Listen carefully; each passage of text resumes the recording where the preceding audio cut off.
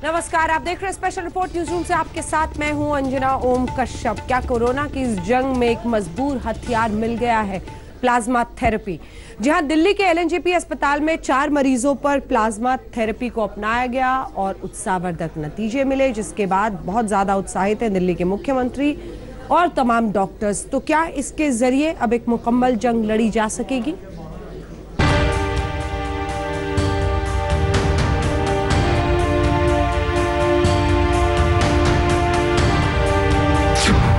क्या मिल गया कोरोना का रामबाण इलाज?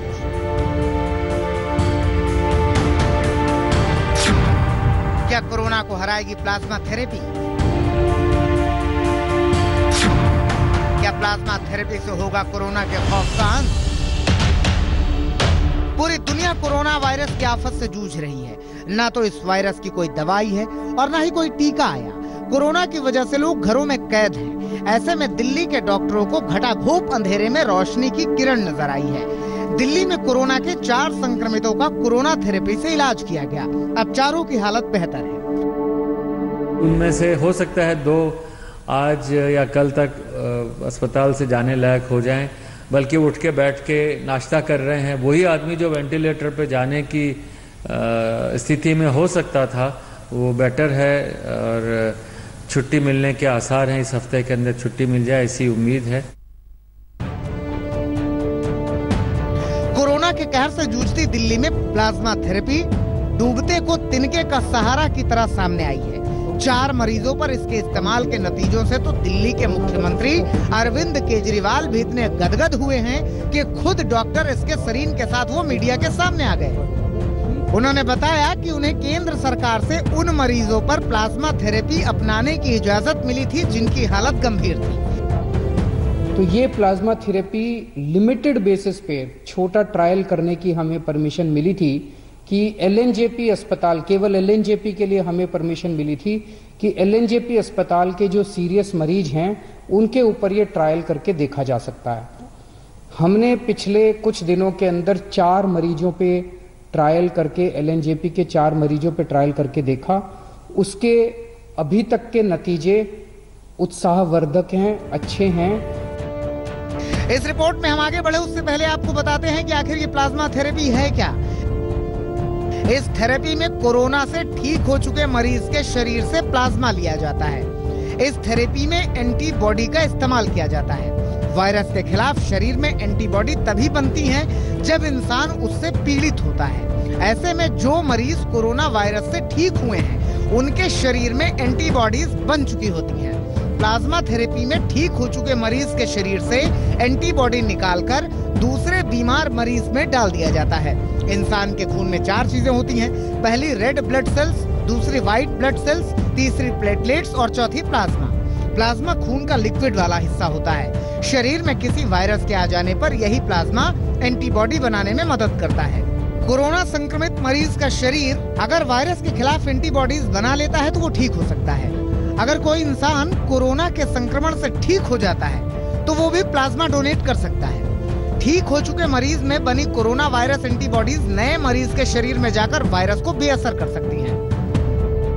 प्लाज्मा थेरेपी से थोड़ी सी उम्मीद दिखाई देने लगी है, क्योंकि हमारे देश में जितने पेशेंट में ट्राई किया गया है उनमें रिकवरी में काफ़ी फ़ायदा हुआ है। इसमें पेशेंट का ब्लड ले लिया जाता है जिनको इन्फेक्शन हो चुकी है, और उस ब्लड को टेस्ट करने के बाद कि कोई हेपेटाइटिस ए या बी नहीं है, उसके बाद उसका प्लाज्मा अलग कर लिया जाता है। प्लाज्मा में एंटीबॉडीज होते हैं जो कि प्लाज्मा दूसरे पेशेंट को जो कि इन्फेक्शन हुई होती है उसको दे दिया जाता है, और वो एक तरह की पैसिव इम्यूनिटी टाइप काम करता है और रिकवरी होने के चांसेस जो हैं बहुत बढ़ जाते हैं। दिल्ली के एलएनजेपी अस्पताल में इसी प्लाज्मा थेरेपी का ट्रायल करके देखा गया था। इनमें से 2 मरीज आईसीयू में भर्ती थे। इनकी हालत गंभीर थी। प्लाज्मा थेरेपी से इनकी सेहत में अच्छा सुधार हुआ है। यही वजह है कि मुख्यमंत्री अरविंद केजरीवाल और डॉक्टर सरीन लोगों से प्लाज्मा डोनेट करने की अपील कर रहे हैं। हमारी जितने लोग अभी ठीक होके गए हैं, उन सब लोगों से हाथ जोड़ के निवेदन है कि आप अब दूसरे लोगों की जान बचा सकते हैं। तो एक एक व्यक्ति जो ठीक होके गया है उसकी जिम्मेदारी बनती है कि वो दूसरों के काम आए। और जब मैं कह रहा हूँ जान बचा सकते हैं, तो आपका प्लाज्मा, आपके खून से लिया हुआ प्लाज्मा केवल और केवल उन्हीं पेशेंट्स को दिया जा रहा है जो बहुत सीरियस हैं। तो मैं चाहूँगा कि आपसे अपील भी करूँगा और हमारे पॉलिटिकल चीफ से अपील करवाऊँगा कि आप लोग दिल्ली में आगे आएँ। अगर हम ये डोनेशंस 2 दिन में कर दें तो मुझे लगता है कि हम सारे मरीज़ बहुत हैं, अभी भी कम से कम 2 दर्जन मरीज़ हैं LNH में जिनको हो सकता है ज़रूरत हो। तो आप लोग अगर आएँ, हमें डोनेशन दें, हम मरीज़ के ऊपर पूरी जी जान से, हमारी टीम जो है पूरी जी जान से लग कर के उनको सुपरवाइज करेगी, उनको प्लाज्मा या जो भी देना है देगी। हो सकता है वो ठीक हो जाए। दिल्ली में भी प्लाज्मा थेरेपी से कोरोना वायरस का इलाज ट्रायल के दौर में ही है। दिल्ली के अलावा देश के कई और राज्यों में प्लाज्मा थेरेपी के ट्रायल की मंजूरी मिली हुई है। जिस तरह दिल्ली के नतीजे सामने आए हैं, अगर हर जगह से ऐसे ही नतीजे आए तो प्लाज्मा थेरेपी कोरोना के इलाज में सचमुच रामबाण साबित हो सकती है। संजय शर्मा और चिराग गोठी के साथ आशुतोष मिश्रा, दिल्ली आज तक। कोरोना के खिलाफ इस लड़ाई में अभी ना कोई दवा है, ना कोई वैक्सीन है, लेकिन इस प्लाज्मा थेरेपी के जरिए पूरे विश्व में जैसे एक उम्मीद जगी है। इससे पहले चाहे वो अमेरिका हो, चीन हो, कई मुल्कों में इस प्लाज्मा थेरेपी को अपनाया गया है। इधर हिंदुस्तान में भी कई राज्य इसकी इजाजत मांग रहे हैं।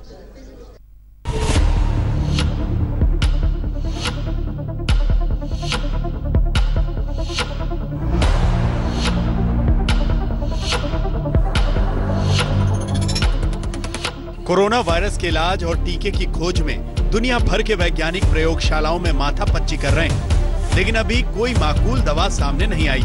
ऐसे में प्लाज्मा थेरेपी उम्मीद की एक किरण बनकर सामने आई है।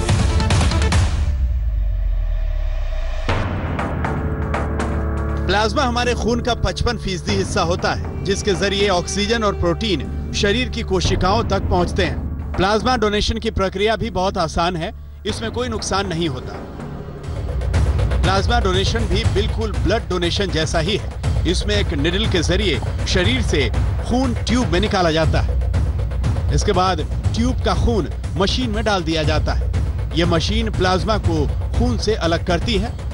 इसके बाद प्लाज्मा को बैग में रखा जाता है और फिर खून को वापस प्लाज्मा डोनर के शरीर में चढ़ा दिया जाता है।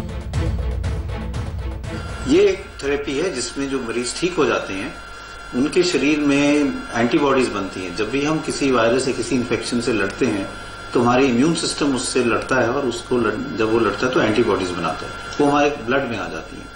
तो अगर हम जो कोई व्यक्ति ठीक हो गया है उसका खून लें, उससे प्लाज्मा निकाल के किसी बीमार व्यक्ति में डालें तो वो एंटीबॉडीज उसको मदद करती है। कोरोना के संक्रमण से ठीक हुए एक मरीज के प्लाज्मा डोनेशन से 2 लोगों का इलाज हो सकता है और 2 लोगों से 4 लोगों का।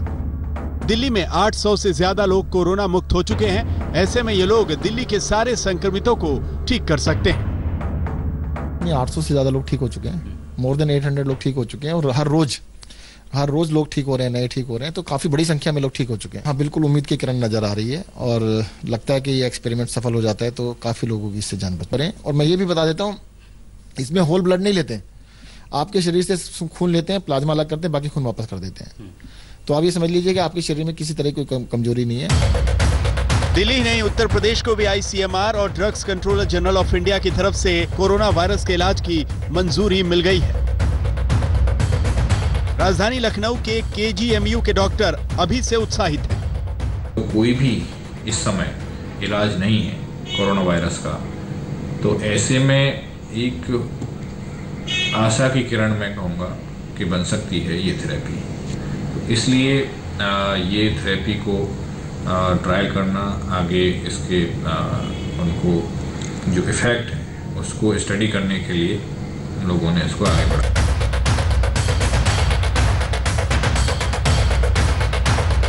गुजरात में भी कोरोना वायरस के इलाज के लिए प्लाज्मा थेरेपी अपनाने की तैयारी हो गई है। अहमदाबाद के सिविल अस्पताल और SBP हॉस्पिटल में प्लाज्मा बैंक भी बन चुके हैं। कोरोना से ठीक होने के बाद लोग यहाँ प्लाज्मा डोनेट भी कर रहे हैं।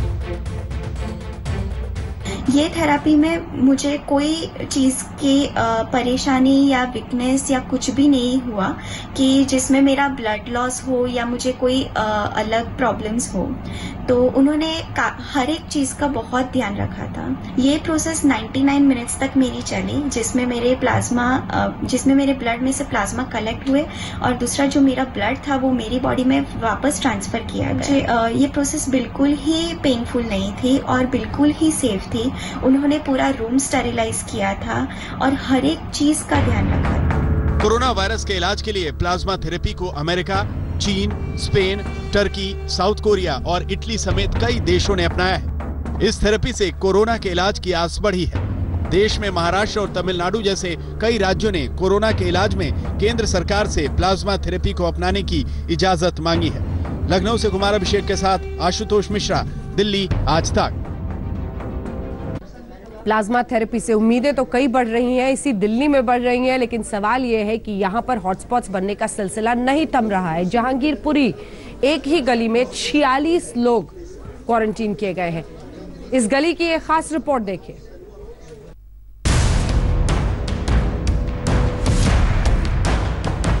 देश की राजधानी दिल्ली पर कोरोना का कहर टूट पड़ा है। कोरोना हॉटस्पॉट भी 90 से पार जा चुके हैं। सबसे ज्यादा कोरोना संक्रमण दिल्ली के जहांगीरपुरी इलाके में मिल रहा है। जहांगीरपुरी के एच ब्लॉक के इस गली में 46 लोग कोरोना संक्रमित पाए गए हैं। इसके बाद से ही पूरे इलाके को सील कर दिया गया है। लोग जहांगीरपुरी की इस गली को कोरोना वाली गली तक कहने लगे हैं। पॉजिटिव पाए गए 46 लोगों को नरेला के क्वारंटीन सेंटर ले जाया गया है। इस वक्त मैं दिल्ली के जहांगीरपुरी इलाके के बिल्कुल पास मौजूद हूं। दरअसल यहाँ पर नया मामला सामने आया है जिसमें 46 केस जो है वो अब कोरोना पॉजिटिव पाए गए। इस हिसाब से जहांगीरपुरी जो कि हॉटस्पॉट है, कंटेनमेंट जोन है, वहां पर किसी को आने जाने की मनाही है। वहां पर अब जो केसेस की संख्या हो गई, 3 बड़े-बड़े केसेस आ चुके हैं, जिसमें केसेस अब 89 यानी 79 केसेस जो है दिल्ली के जहांगीरपुरी इलाके से प्रकाश में आ चुका है। ऐसे में जाहिर तौर पर अब संकट की बात है, क्योंकि दिल्ली के एक ऐसा इलाका है जहां पर एक सबसे ज्यादा केसेस सामने है। दिल्ली का जहांगीरपुरी कोरोना वायरस का गढ़ बन गया है। यह तीसरी बार ऐसा हुआ है जब जहांगीरपुरी इलाके से कोरोना के इतने ज्यादा केस आए हैं। इसके पहले इसी जहांगीरपुरी के सी ब्लॉक से 31 मामले सामने आए थे। इलाके के थाना जहांगीरपुरी पुलिस स्टाफ में एक एएसआई की पत्नी समेत कुल 7 लोग कोरोना पॉजिटिव पाए गए थे। अब तक सिर्फ जहांगीरपुरी के अलग अलग इलाकों से 89 कोरोना संक्रमित मरीज मिल चुके हैं। कोरोना संक्रमण को देखते हुए जहांगीरपुरी एच ब्लॉक की 3 गलियों को 14 अप्रैल से ही सील कर दिया गया है। दरअसल इस इलाके में कोरोना संक्रमण की शुरुआत 11 मार्च को हुई थी, जब 67 साल के बुजुर्ग ने दम तोड़ा था। बुजुर्ग के कोरोना पॉजिटिव होने की बात सामने आने के बाद परिवार के लोगों का भी टेस्ट हुआ था, जिसमें 6 लोगों में संक्रमण की पुष्टि हुई। इसके बाद इस इलाके में कोरोना का संक्रमण बढ़ता ही गया। चिराग गोठी, दिल्ली आज तक। और इस वक्त बड़ी खबर आ रही है जो हम आपको दिखा दें, तस्वीरें भी आ रही हैं। दिल्ली के ही एक इलाके की ये तस्वीरें हैं जहां पर भारी तादाद में लोग बाहर निकलते हुए दिखाई दे रहे हैं। जो अभी तक जानकारी आई है उसके मुताबिक दिल्ली का कादरी मस्जिद का इलाका है, जहां पर लोग ऐसे सड़कों पर निकल गए। सड़क पर दिखी लोगों की भारी भीड़। लॉकडाउन और सोशल डिस्टेंसिंग की धज्जियां उड़ाकर लोग बाहर निकले हैं।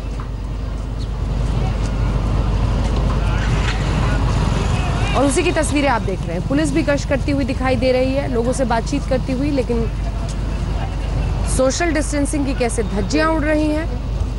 लॉकडाउन तोड़ा जा रहा है दिल्ली के कादरी मस्जिद इलाके में, वही दिल्ली जिसमें लगातार हॉटस्पॉट्स बढ़ रहे हैं।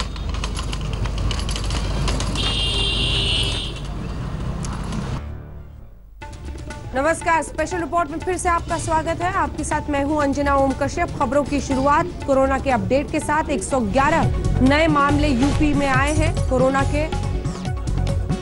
नोएडा में आज कोरोना के 5 नए मामले सामने आए। कोरोना मरीजों की संख्या अब नोएडा में कुल 109 हो चुकी है।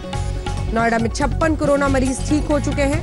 अब तक 33 हॉटस्पॉट बनाए गए हैं। यूपी में कोरोना के अब तक 1621 केस कुल हुए हैं और दिल्ली का पहला हॉटस्पॉट हुआ कोरोना मुक्त। दिल्ली के मनसारा अपार्टमेंट में कोई नया केस नहीं सामने आया है।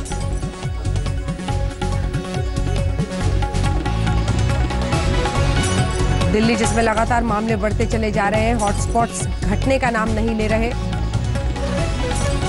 उसी में अब नोएडा का भी आंकड़ा हमने आपको बता दिया।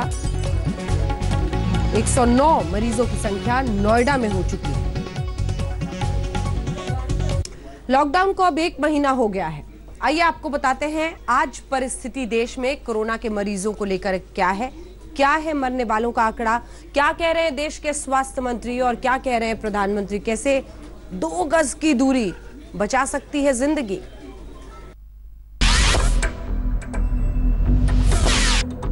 आज रात 12 बजे से संपूर्ण देश में संपूर्ण लॉकडाउन होने जा रहा है।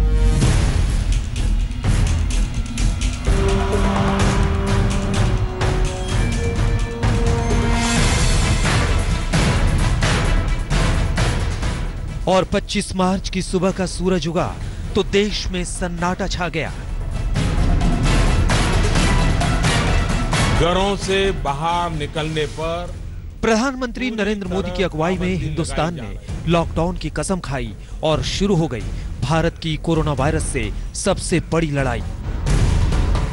कोरोना ने 21 दिन तक स्पीड जारी रखी तो मोदी सरकार को लॉकडाउन भी जारी रखना पड़ा।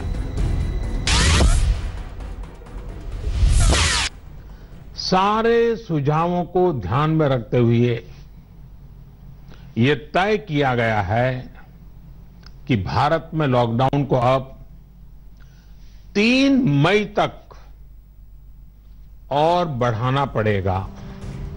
आज लॉकडाउन 1 से लेकर लॉकडाउन 2.0 को मिलाकर पूरा महीना हो चुका है, लेकिन आज देश कोरोना के किस मुकाम पर खड़ा है ये हमें समझने और जानने की बेहद जरूरत है। वैसे हम आपको बता दें कि अभी तक लॉकडाउन और सोशल डिस्टेंसिंग ही कोरोना का एकमात्र सॉलिड इलाज है। सच्चाई ये है कि दुनिया के मुकाबले भारत की कोरोना से लड़ाई बेहद सधे हुए अंदाज में चल रही है और प्रधानमंत्री को तारीफें भी मिल रही हैं। लेकिन अब दूसरी हकीकत की तरफ बढ़ते हैं। पिछले 1 महीने में कोरोना का करार भारत में कितना चढ़ा है। भारत में कोरोना वायरस संक्रमण के नए मामलों में एक दिन में अब तक का सबसे बड़ा इजाफा देखने को मिला है। पिछले 24 घंटों में कोरोना वायरस के 1684 नए मामले सामने आए हैं, जबकि देश में कोरोना वायरस के मरीजों की संख्या 23,000 के पार पहुंच गई है। 24 अप्रैल की सुबह तक भारत में कोरोना के 23,077 मरीज हो चुके हैं। वहीं इस खतरनाक कोविड-19 महामारी से मरने वालों का आंकड़ा 718 तक पहुंच गया है। कोरोना वायरस के कुल 23,077 मामलों में से 17,610 एक्टिव केस हैं। इसके अलावा 4,848 लोग पूरी तरह से ठीक हो गए हैं या उन्हें अस्पताल से छुट्टी दे दी गई है। हमारे केसेस का नंबर भी और हमारे केसेस का पर मिलियन जो नंबर है या परसेंटेज है वो दुनिया में सबसे कम है। हम मॉर्टेलिटी की बात करते हैं तो हमें ध्यान में आता है कि हमारी मॉर्टेलिटी दुनिया में 3% के आसपास सबसे कम है। हम अपने रिकवरी रेट की बात करते हैं तो हमारा रिकवरी रेट भी जो है वो बहुत अच्छा है, दुनिया के मुकाबले हम बहुत बेहतर हैं। अगर मार्च के महीने में लगभग 1 महीना 35 दिन पहले अगर हमारा डबलिंग रेट 3 के आसपास 3 दिन था तो आज हमें इस बात की खुशी है कि हमारा डबलिंग रेट वो आज 9 के आसपास है। कोरोना वायरस तकरीबन देश के हर राज्य में पहुंच चुका है और पिछले 1 महीने में कुछ राज्य कोरोना मुक्त भी हो चुके हैं। लिहाजा हमें अभी बेहद एहतियात बरतने की जरूरत है। आज प्रधानमंत्री मोदी ने ग्राम पंचायतों से बात की और इस बात को दोहराया कि कोरोना को हराने के लिए 2 गज की दूरी बेहद जरूरी है। इन सारी बातों का बहुत बड़ा योगदान 2 गज की दूरी, ये मंत्र भूलना नहीं है। गांव गांव, घर घर, गली गली, 2 गज की दूरी, ये शारीरिक दूरी, साथ साथ मुंह को फेस कवर, जरूरी नहीं एक बड़े महंगे वो हो, ऐसा गमछा भी चल जाता है, लेकिन ये लगातार होना चाहिए। या मास्क से ढकना, हाथों की बार बार सफाई की बात हो। आने वाले दिनों में भी हमारे लिए इस बीमारी से बचने का यही बड़ा रास्ता है। हम आपको बता दें कि देश के 5 राज्यों में कोरोना सबसे खतरनाक साबित हो रहा है। इन 5 राज्यों में जैसे कोरोना का ब्रेक फेल हो गया है और रुकने का नाम ही नहीं ले रहा। कोरोना के सबसे ज्यादा केस महाराष्ट्र में है। यहां कोरोना का मीटर आज 6430 तक पहुंच गया। कोरोना से सबसे ज्यादा 283 मौत भी महाराष्ट्र में ही हुई है, जबकि दूसरे नंबर पर अब गुजरात आ गया है। यहां कोरोना संक्रमितों की संख्या 2624 पहुंच गई है। तीसरे नंबर पर है दिल्ली। अब तक यहां कोरोना के 2376 मरीज हो चुके हैं। राजस्थान चौथे नंबर पर है और यहां 1964 मरीज हैं। तो 5वें नंबर पर मध्य प्रदेश चल रहा है, जहां अब तक कोरोना के 1699 केस हो चुके हैं। लेकिन सरकार का कहना है कि देश में कोरोना संक्रमण की रफ्तार धीमी हुई है। सरकार का यह भी दावा है कि सारे परिदृश्य को देखकर कहा जा सकता है कि हम संक्रमण की स्थिरता की ओर बढ़ रहे हैं। देश उम्मीद करता है कि अगले कुछ सप्ताह में हम इस वायरस संक्रमण पर काबू पाने में सफलता प्राप्त कर लेंगे। स्वास्थ्य मंत्री हर्षवर्धन ने कहा, महज 136 जिले ही रेड जोन में हैं। इन जिलों में थोड़े ज्यादा मामले हैं। 276 जिले ऑरेंज जोन में हैं, जिनमें संक्रमितों की संख्या मामूली है, जबकि देश के 733 जिलों में से 321 जिलों में कोई संक्रमण नहीं है। रेड जोन में 14 दिनों तक कोई मामला नहीं आता है तो उसे ऑरेंज जोन में रख देते हैं, और ऑरेंज जोन में 14 दिन तक कोई मामला नहीं आने के बाद उस जिले को ग्रीन जोन में रख दिया जाता है। आज तक ब्यूरो।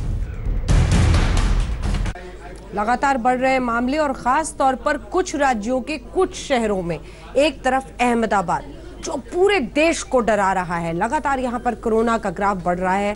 क्या कह रहे हैं कोरोना के कमिश्नर, किस तेजी से ये ग्राफ ऊपर जा सकता है, डराने वाली तस्वीर। लेकिन दूसरी तरफ जयपुर में भी हाल ऐसा ही है। जयपुर रामगंज कैसे बन रहा है राजस्थान का कोरोना गंज, देखिए।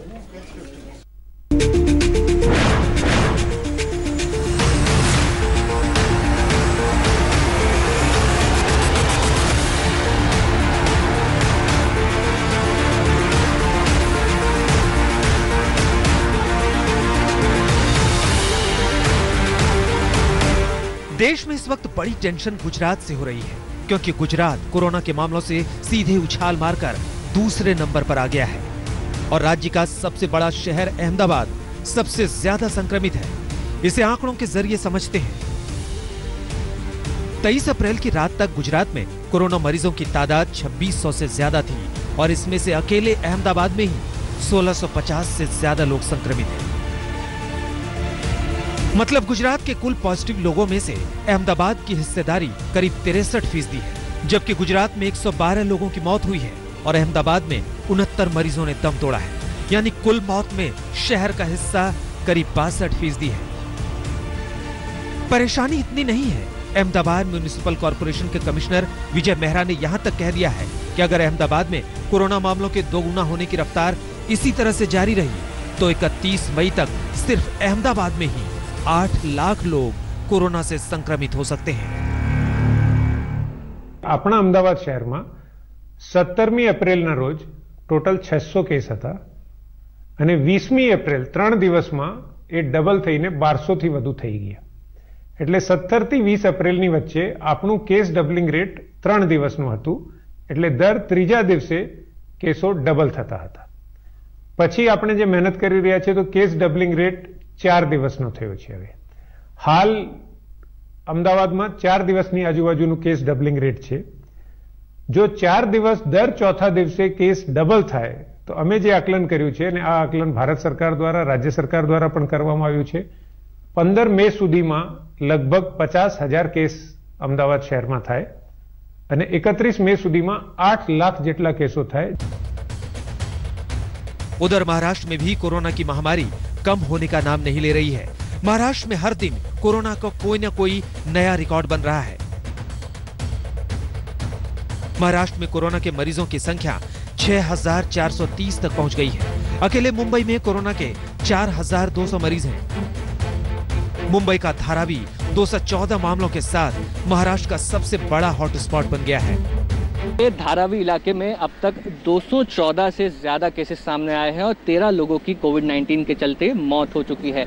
एक सेंट्रल कमेटी ने भी धारावी को विजिट किया और ये सजेशन दिया कि क्वारंटाइन फैसिलिटीज़ बढ़ाने चाहिए। इसके बाद इंस्टीट्यूशनल क्वारंटाइन फैसिलिटी सिर्फ धारावी में 2300 बेड्स की कर दी गई है और 1000 बेड्स और आगे बढ़ाना चाह रहे हैं।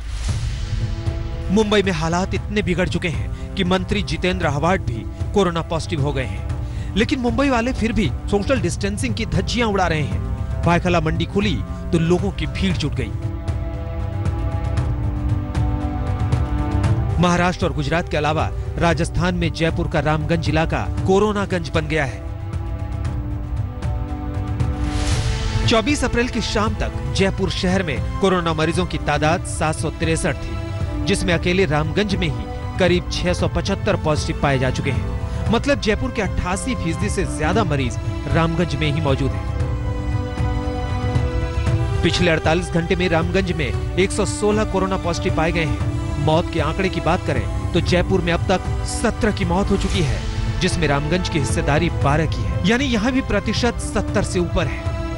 राजस्थान में कोरोना पॉजिटिव मरीजों का आंकड़ा 2000 के पार चला गया है। उसमें से जयपुर में अकेले 750 कोरोना पॉजिटिव हैं। अगर जयपुर की बात करें तो सबसे ज्यादा प्रभावित इलाका रामगंज है, जहां अकेले 6 किलोमीटर के दायरे में 650 से ज्यादा कोरोना पॉजिटिव मरीज हैं। सबसे ज्यादा मौतें भी राजस्थान में इसी इलाके में हुई है।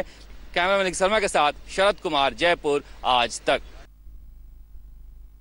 और अब आइए बात करते हैं मौलाना साद की। जी हां, निजामुद्दीन मरकज के जरिए कोरोना के जो कैरियर्स देश भर में फैले, उसी तबलीगी जमात का मुखिया मौलाना साद जो अब तक फरार है, लेकिन पुलिस लगातार उसके पीछे पड़ी हुई है। 11 बैंक खाते, 18 मोबाइल, 6 राजदार हाथ लगे हैं।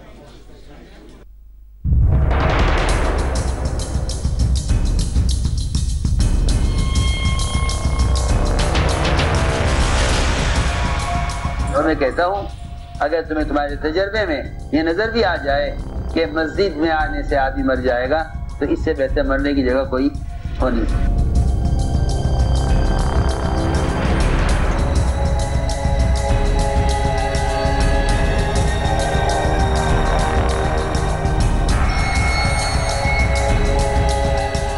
मौलाना साद के बारे में रोज बड़े बड़े खुलासे हो रहे हैं। मरकज से लेकर मौलाना साद के शामली वाले फार्म हाउस पर छापे पड़ चुके हैं। फिर ऐसा क्या है कि पुलिस मौलाना साद को गिरफ्तार नहीं कर पा रही है? आखिर पुलिस को दिक्कत कहां आ रही है? क्या पुलिस को यह पता नहीं है कि मौलाना साद कहां छिपा है? हम इसकी भी पड़ताल करेंगे, लेकिन आज हम मौलाना साद पर फिर एक बड़ा खुलासा करने जा रहे हैं। तो सुनिए, 11 अकाउंट, 18 मोबाइल फोन और 6 राजदारों में मौलाना साद। मरकज का एक एक राज छुपा है।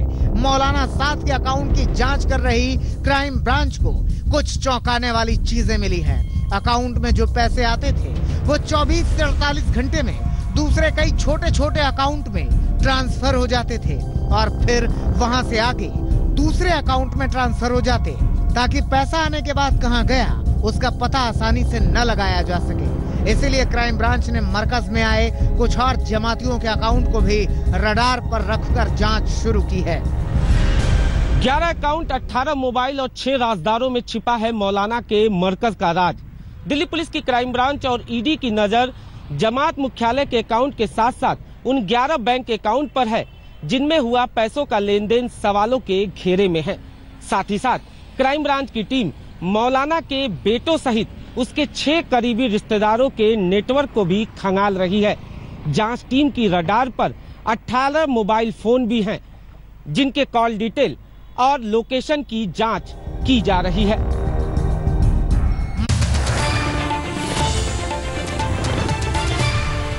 नमस्कार, मैं हूं अंजना ओम कश्यप। हमें उम्मीद है ये वीडियो आपको पसंद आया होगा। लेटेस्ट खबरों के लिए यूं ही देखते रहिए आज तक, और इस वीडियो के पसंद आने पर लाइक, शेयर एंड सब्सक्राइब करना ना भूलें।